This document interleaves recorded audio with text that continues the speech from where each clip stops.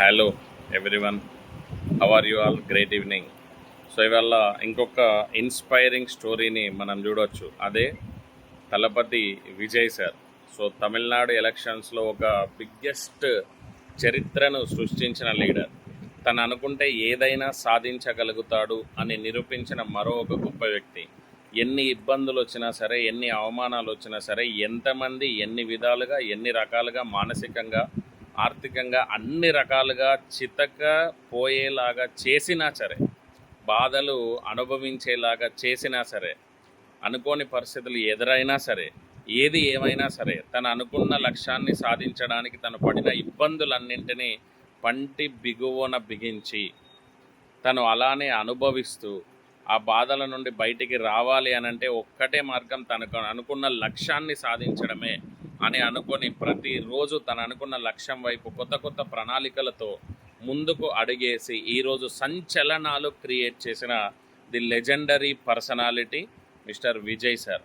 ఎన్నో రకాలుగా ఎన్నో న్యూస్ ఛానళ్ళు, ఎంతోమంది లీడర్లు, ఎంతోమంది రాజకీయ నాయకులు, బయటి వాళ్ళు ప్రతి ఒక్కరూ అన్ని రకాలుగా ఇబ్బందులు పెట్టినా సరే, మాటలతో చేతలతో ఎన్ని రకాలుగా ఏ ఇబ్బందులు పెట్టినా సరే, కానీ తను అనుకున్న లక్ష్యం ఒక్కటే, సీఎం అవడం. సీఎం అవుతాను అన్నాడు, అవడం కోసం ప్రయత్నించాడు, పనిచేశాడు, అన్ని రకాల వ్యక్తులను కలిశాడు, మాట్లాడాడు, వాళ్ళ కోసం తిరిగాడు, వాళ్ళతో పాటు తిరిగాడు.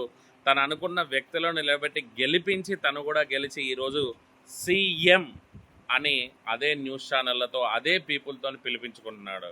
Hats off Vijay sir. My dear friends, every person we need to learn from this.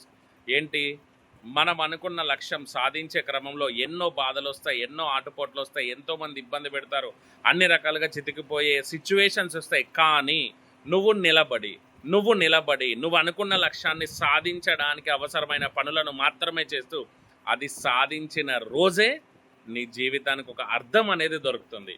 చాలామంది మిత్రులు సాధించాల్సిన లక్ష్యాన్ని పెట్టుకొని సాధించే క్రమంలో దాన్ని వెనకడుగు వేస్తూ వాటిని వదిలేసి ఎంతోమంది జీవితాలలో ఓడిపోయిన వ్యక్తులు ఉన్నారు. అలా ఓడిపోకూడదు అనుకుంటున్నావా? అయితే సరైన లక్ష్యాన్ని పెట్టుకున్న లక్ష్యాన్ని సాధించడానికి ఎన్ని కష్టాలు వచ్చినా, ఎన్ని బాధలు వచ్చినా వాటిని అనుభవిస్తూ బాధిస్తూ బాధపడుతూ నీకు నువ్వు ఆ బాధను పంటు బిగువన పెట్టుకొని నువ్వు పని చేస్తూ నీ లక్ష్యానికి అనుగుణంగా నిన్ను నువ్వు మలుచుకొని సాధించాలి అనే పట్టుదలతో సాధిస్తే then you are the winner. అప్పుడు నీకు అప్లాజులు వస్తాయి. దానికి ఓపిక కావాలి. ఆ ఓపికతోని పనిచేసే గుణం కనుక నీకుంటే, సరైన ప్రణాళికలతోని నీ చుట్టూ ఒక సరైన వ్యక్తుల సమూహాన్ని క్రియేట్ చేసుకొని పాజిటివ్ మైండ్ సెట్తోని పాజిటివ్ పీపుల్తోని అసోసియేట్ అయ్యి నువ్వు పాజిటివ్గా కనుక ఎవ్రీడే పనిచేసినట్టయితే విజయం నీదే మిత్రమా.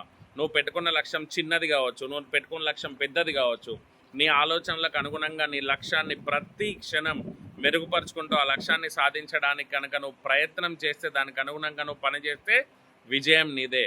ఒక విజయం పొందిన గెలుపొందిన వ్యక్తిలాగా నిలబడతావో లేదో లక్ష్యాలను మారుస్తూ పనిని మళ్ళీ ఆగిపోతూ ఎవరేదన్నా కూడా దాన్ని పట్టించుకొని ఎవరేం బాధ పెట్టినా దాని గురించి బాధపడుతూ అవే ఆలోచిస్తూ ఆటంకాల గురించి ఆలోచిస్తూ వెనకడిగేస్తూ ప్రతిసారి లక్ష్యాన్ని మార్చుకుంటూ వెళ్తావా?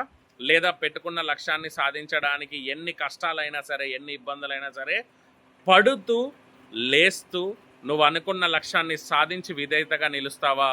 నీ చేతిలో ఉంది. All the very best everyone. Once again congratulations mister Vijay sir. Thank you for being an inspiring personality to all. Thank you.